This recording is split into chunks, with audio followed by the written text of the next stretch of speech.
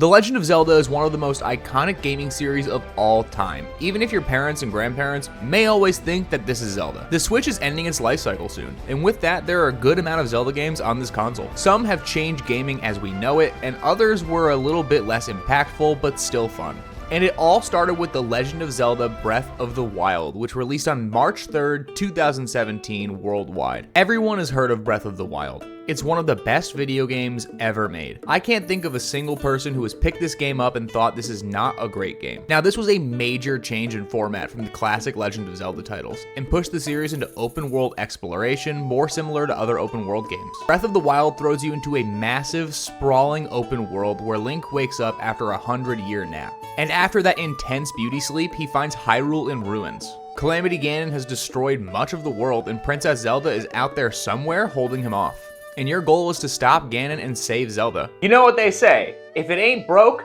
never try and change it. While this story is simple and is usually what Link is getting up to, what makes it so compelling is the way it's told. Unlike other Zelda games which guide you through a linear plot, Breath of the Wild lets you uncover the story at your own pace. There are memories scattered across the land that give you glimpses of the past, how Zelda struggled with her role, how the champions fought overcoming Calamity Ganon, and how it all went wrong. The game lets you explore at your own pace, and go in any order you want. Exploring the world gives you bits and pieces of the story when you want to find it. They built Hyrule to be explored.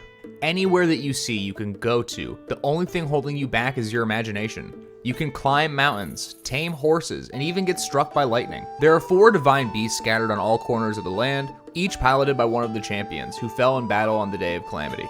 Each beast has their own puzzle inside that you get to explore and navigate to free from Ganon's grasp. And when doing so, it gives you more of the story about what happened on the Day of Calamity and how it all ties together to be an incredibly epic journey. The freedom this game gives you is incredible, and it's a testament to good game design. People are still finding out new things about this game to this day. The freedom to do anything in any order you want, or to skip the order altogether, are all options. If you're brave, you can go right from the prologue into the final boss fight. Of course, this would be wildly difficult, but the fact that it was possible is still amazing to me. I'm here to save you! Is that a stick, you loser? Yeah, so? The physics of this game alone led to countless moments of joy for people across the world. People found ways to exploit this game in almost every single way. And of course, there was also the incredible combat system. Almost every single weapon in the game has a certain durability, and when it breaks, you can't use it anymore. That means mid-battle you could lose your weapon and need to change your strategy. This made even the simplest fights strategically deep, especially bigger fights against bosses like Lynel's. The world was full of different locations to get weapons, and you didn't even need a weapon to battle. You could use features on the Sheikah Slate like bombs to navigate the world, throw metal objects, or blow things up. Oh, I'm gonna get you!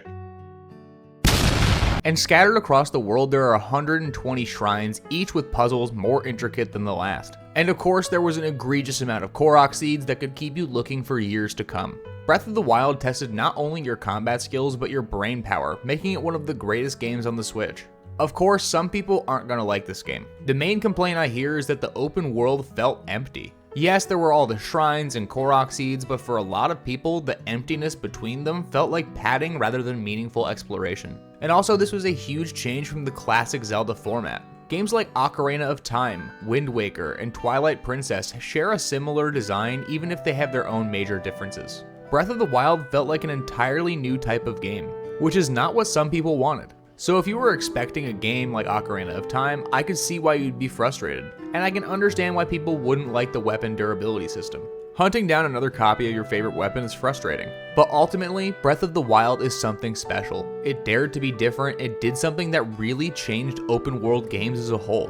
Whether you're a fan of Zelda or not, this game has something for you. Everybody should play this game at least once. Hyrule Warriors Definitive Edition released on May 18th, 2018 worldwide, except for Japan, which released on March 22nd, 2018. Sorry, Japan. If you've ever asked the question, what if Zelda and Dynasty Wars had a baby? Then I have the game for you. With the massive battlefield brawls with hundreds of enemies flying every direction of the Dynasty Warriors games, and the world and characters of Zelda, Hyrule Warriors is a perfect combination of these two franchises. Somehow, this is what I remember Zelda being like as a kid. Just an epic journey of destroying everything in your path. The story here is pretty basic. You're trying to save Hyrule from an evil sorceress named Sia who's trying to conquer the land. What, is she gonna swing from a chandelier? Now this isn't a typical Zelda game, this is a spin-off series. But with that, you get to play as a variety of Zelda characters. You can play as Link, Zelda, Impa, and even Ganondorf, all while cutting down literal armies of enemies.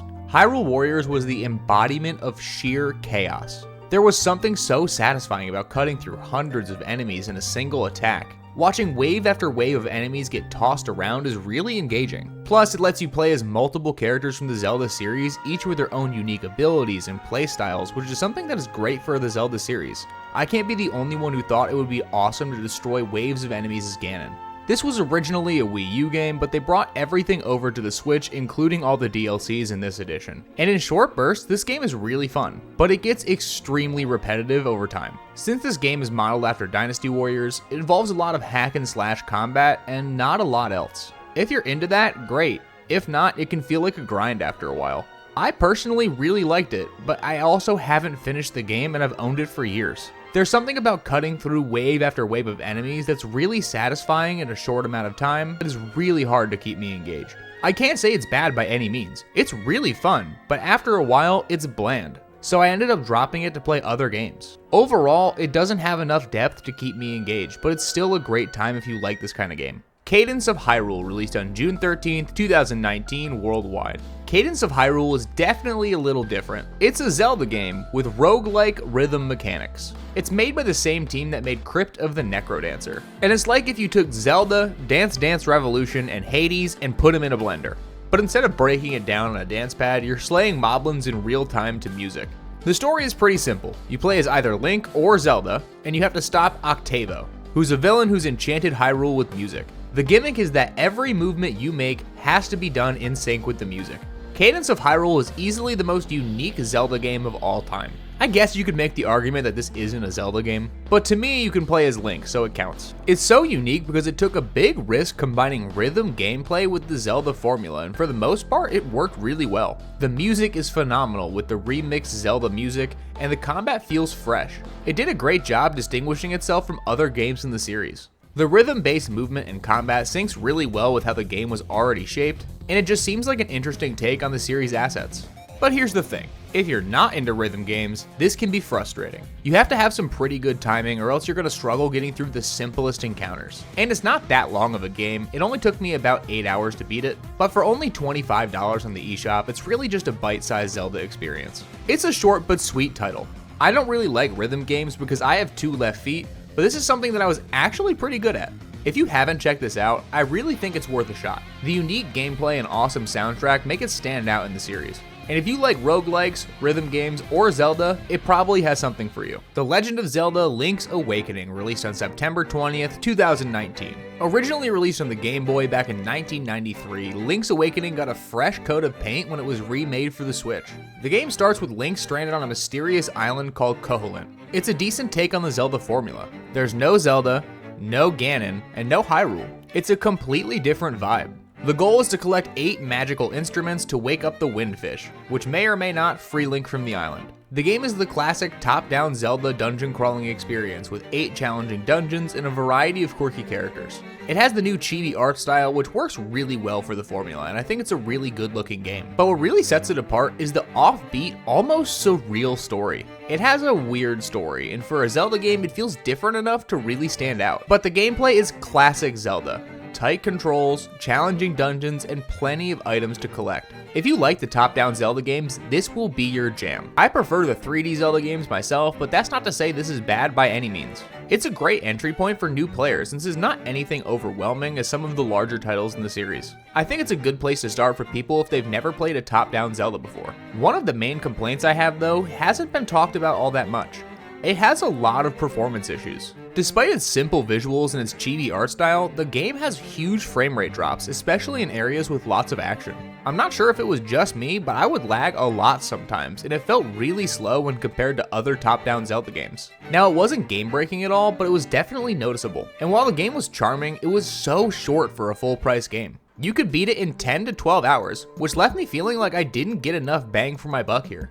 It would have benefited from an additional side story that would have made it a little bit longer and stand out more. It did add a dungeon builder mode, which is the closest thing we've gotten to a Legend of Zelda Maker game. And it was decently fun, even if it was a very simple mode. If they had given it more assets to play with, it would have been incredible. It would have given this game endless replayability. But considering how stripped down and simple it was, along with the fact that it didn't have the ability to share the stages online, it seems like it was a big swing and a miss.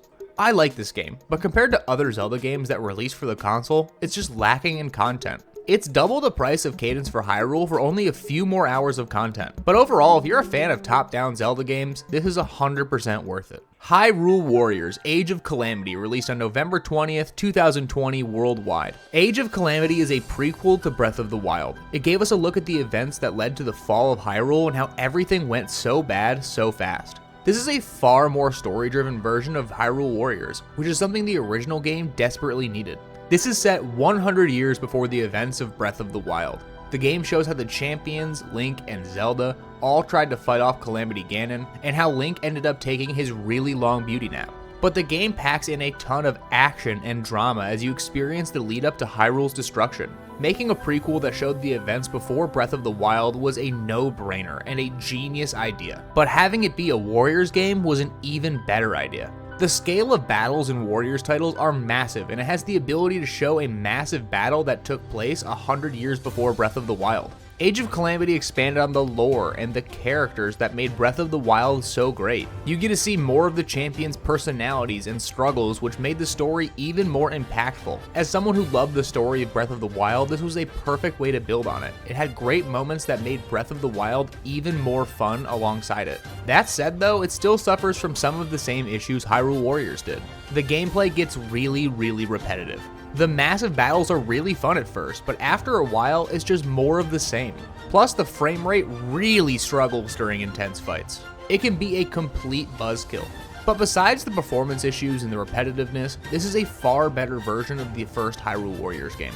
And it was an incredible idea. If you like Breath of the Wild or the original Hyrule Warriors, this is an absolute gem of a game for you, and I highly recommend it. The Legend of Zelda Skyward Sword HD released on July 16th, 2021 worldwide. Skyward Sword was the most divisive Zelda game ever made. It's set at the very beginning of the Zelda timeline, and Skyward Sword explored the origins of the Master Sword and the bond between Link and Zelda and how Hyrule came to be. So it all started here with Skyward Sword, right? But at Ocarina of Time, it's separated into 3 different paths. Oh, what is that smell? I'm never gonna shower! This time around, Link is a knight in training in Skyloft, a floating island in the sky. His childhood friend Zelda got sucked into a massive tornado while flying around, and Link sets out to rescue her.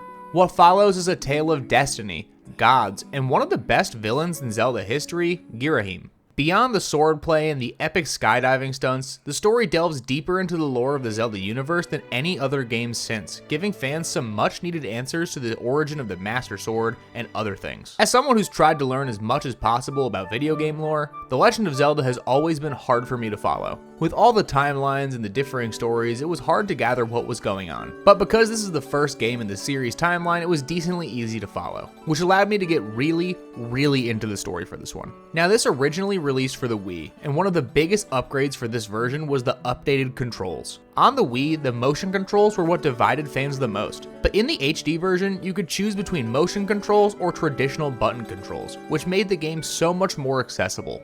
I liked it on the Wii, but it was a lot to play, especially for a game that takes a decent amount of time to complete. Not everyone was thrilled about the motion controls, and even in the HD version, they can still be finicky. Swinging a Joy-Con around to match Link's sword attacks can feel awkward, especially in combat-heavy sections. The Switch version having button controls just makes sense. It makes it so you can take this game on the go so much easier. What set this game apart for me though was the story that Skyward Sword offers. It has one of the most fleshed out narratives in the entire series. The relationship between Link and Zelda was more developed, the lore provided all of Hyrule's origins, and it was a treat for longtime fans. Getting to see the origins of this world in the Master Sword was awesome, even if it was a bit slow at times. Skyward Sword was a bit slow.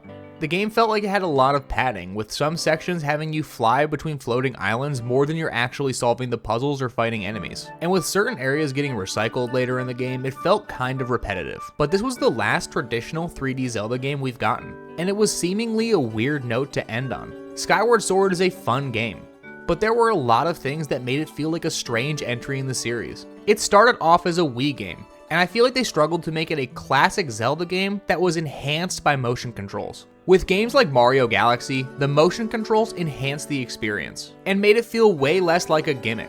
But this felt like it only held back the game, and it divided the Zelda fanbase more than any other title. Skyward Sword HD is the best way to experience the game, so if you're gonna play it anywhere, this would be the time and place to do it. The Legend of Zelda Tears of the Kingdom released on May 12th, 2023 worldwide. This was the much anticipated sequel to Breath of the Wild, and Tears of the Kingdom took everything that worked in the original and cranked it up to 11. The story picks up right after the events of Breath of the Wild. Zelda and Link discover an ancient evil beneath Hyrule Castle, and of course, everything falls apart. Link tries to save Zelda and then absolutely fumbles it and loses his arm along the way. Once again, you have to set out to stop the new threat with new abilities, new allies, and a new arm. Ew, what? This took the idea of Breath of the Wild and changed it by adding more. They took the map and they added Sky Islands and an entire world underneath Hyrule. And this was a major upgrade with more than double the space to explore than the previous game. If you were getting bored of one area, you could go explore anywhere else in the map, and they had so much to offer. The expanded world of Hyrule felt like a major upgrade. With so much to do, you could spend hundreds of hours just going through it and still finding new things every time. The new features of the game come from Link's arm. They got rid of the Sheikah Slate, and now you get to do everything right from your hand.